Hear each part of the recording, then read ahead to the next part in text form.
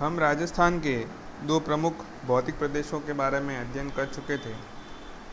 तीसरा प्रमुख भौतिक प्रदेश आता है पूर्वी मैदान, जो कि संपूर्ण राज्य के 23.3% क्षेत्रफल पर फैला हुआ है। इसकी पश्चिमी सीमा अरावली के पूर्वी किनारों द्वारा उदयपुर के उत्तर तक और उसके आगे 50 सेंटीमीटर की समवर्षा रेखा द्वारा निर्धारित होती है। मैदान की दक्षिण पूर्वी सीमा विंध्यन पठार द्वारा बनाई जाती है।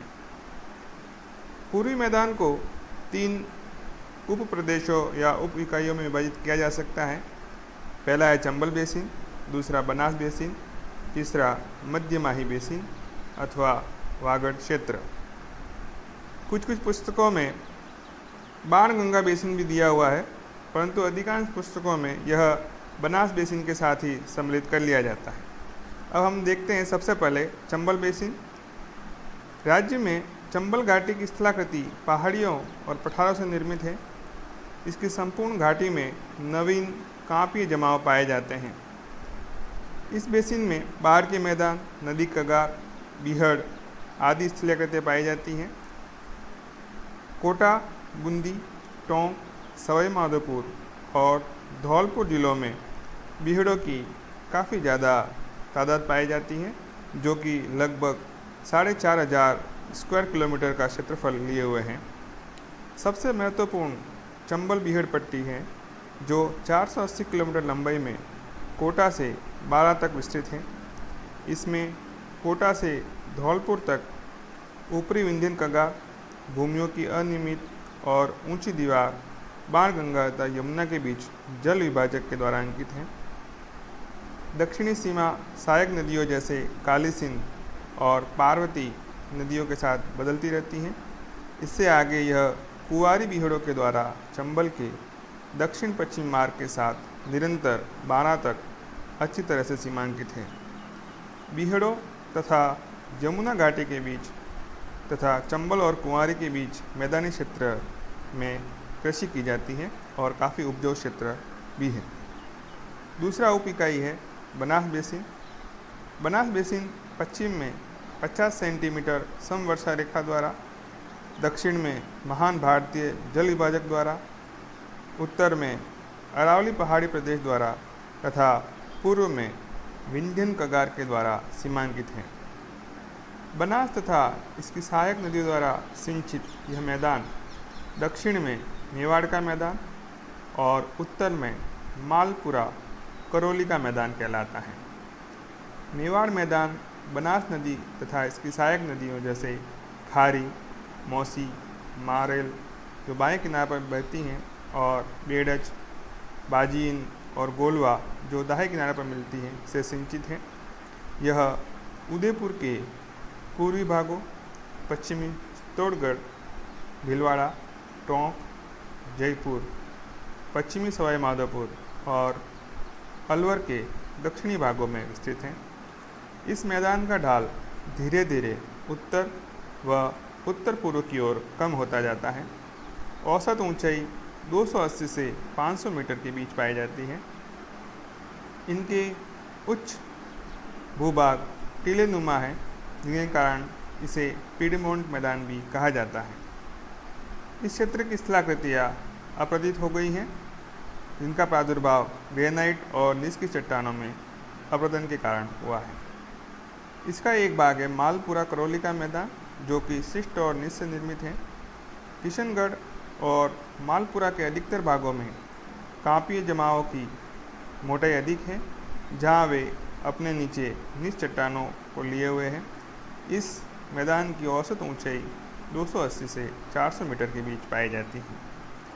तीसरी उप इकाई है मध्य माही बेसिन, चप्पन का मैदान अथवा वागड़ क्षेत्र। यह मैदान उदयपुर के दक्षिण पूर्वी बांसवाड़ा, चित्तौड़गढ़ जिले के दक्षिणी भाग में विस्तृत है। यह क्षेत्र माही नदी की सहायक नदियों से सिंचित है। औसत ऊंचाई 200 से 400 मीटर के बीच पाई जाती है। मध्य माही बेसिन में मेवाड़ के उत्तरी मैदान की अपेक्षा भू आकृतियाँ अधिक विषमता लिए हुए हैं। दक्षिण में स्थित क्षेत्र काफ़ी गहरा और कटाफटा है। यह क्षेत्र अधिक गहराई तक विच्छेदित होने के कारण इसे स्थानीय भाषा में बागड़ के नाम से जाना जाता है। बागड़ में बांसवाड़ा व डूंगरपुर के पहाड़ी भूभाग तथा विच्छेदित मैदान को सम्मिलित किया जाता है। प्रतापगढ़ और बांसवाड़ा के बीच के भाग में 56 गांवों या 56 नालों का समूह पाया जाता है, जिसे 56 के मैदान के नाम से जाना जाता है। तो ये था आपका पूर्वी मैदान भौतिक प्रदेश। अगला और आखिरी जो प्रमुख भौतिक प्रदेश है वो है आपका दक्षिण पूर्वी पठार या हाड़ौती का पठार। यह पठार मेवाड़ मैदान के दक्षिण पूर्व में चंबल नदी के सहारे पूर्वी भाग में विस्तृत है और राजस्थान के 9.6% भूभाग पर अवस्थित है। यह उत्तर पश्चिम में अरावली के महान सीमा भ्रंश द्वारा सीमांकित है और राजस्थान की सीमा के पार तक फैला हुआ है। हाड़ौती पठार के अंतर्गत ऊपरमाल का पठार और मेवाड़ का पठार, जिसमें झालावाड़ से बूंदी, कोटा, चित्तौड़, भीलवाड़ा और बांसवाड़ा के कुछ भाग सम्मिलित हैं। यह पठारी भाग आगे चलकर मालवा के पठार में मिल जाता है। इस क्षेत्र का अधिकांश भाग चंबल नदी तथा उसकी सहायक नदियों कालीसिंध, परवन और पार्वती के द्वारा सिंचित है।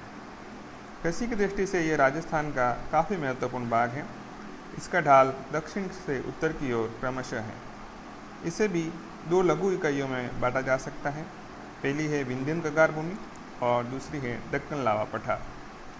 विंध्यन कगार भूमि बड़े बड़े बलुआ पत्थरों से निर्मित है, जो स्लेटी पत्थरों के द्वारा पृथक दिखाई देती हैं।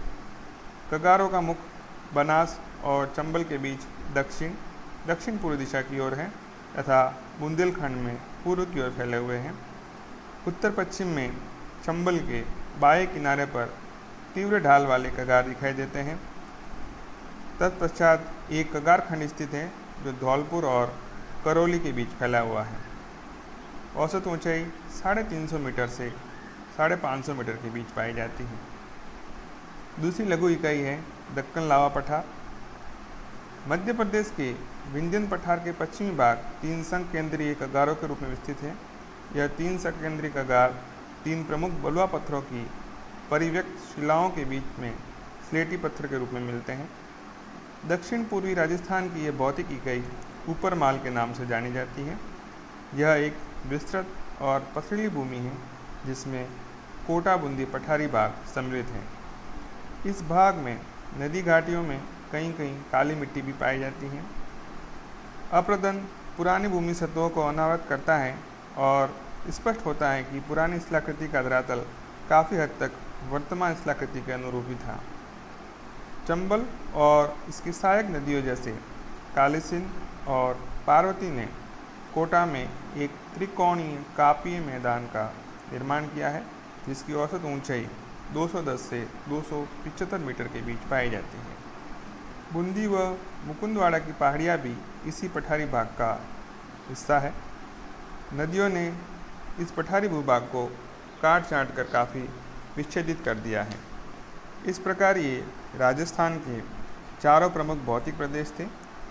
अगली कक्षा में हम इन 4 प्रदेशों को एक साथ सम्मिलित रूप से पढ़ेंगे ताकि आपको इसका जो कंसेप्ट है क्लियर हो जाए।